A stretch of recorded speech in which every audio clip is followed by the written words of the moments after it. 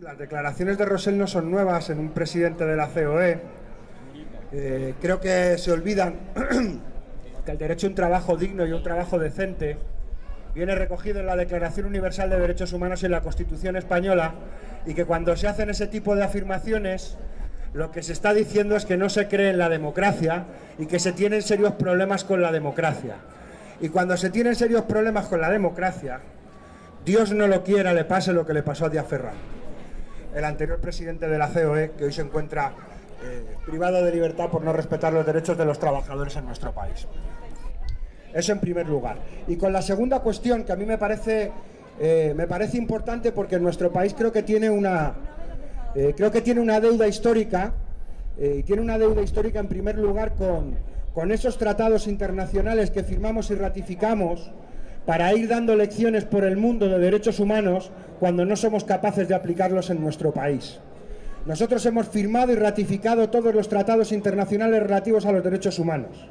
Hay recomendaciones de diferentes comisiones de Naciones Unidas planteando que hay legislación española que es incompatible con la legislación internacional en materia de derechos humanos.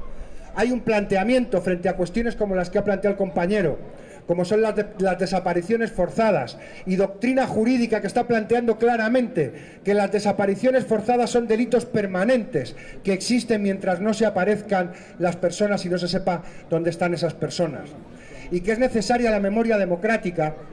Y nosotros y nosotras tenemos en nuestro país un problema. El preámbulo de la Declaración Universal decía que los Estados se comprometían en difundir esa Declaración Universal. Y desgraciadamente nosotros vemos a nuestros dirigentes políticos demasiadas veces hablar de los derechos humanos, pero demasiadas pocas veces vemos a los niños y a las niñas en los colegios hablar de la Declaración Universal, conocerla y estudiarla, a los estudiantes de enseñanza media y a los estudiantes universitarios.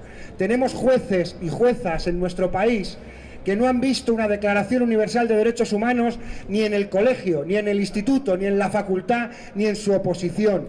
Y por eso cuando llegan estos momentos les cuesta tanto tomar las decisiones oportunas.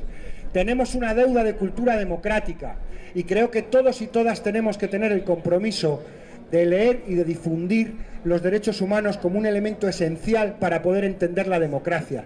Porque no hay democracia sin el reconocimiento y sin la realidad de los derechos humanos en nuestro país. Y nosotros y nosotras, cuando se ha hablado de memoria histórica, hemos hablado con diferentes colectivos, entre otros con el colectivo de la Querella Argentina.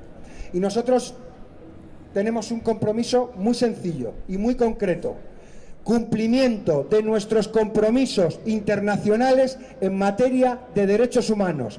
Ante las violaciones sistemáticas de derechos humanos, 3 principios básicos: verdad, justicia y reparación, y no repetición.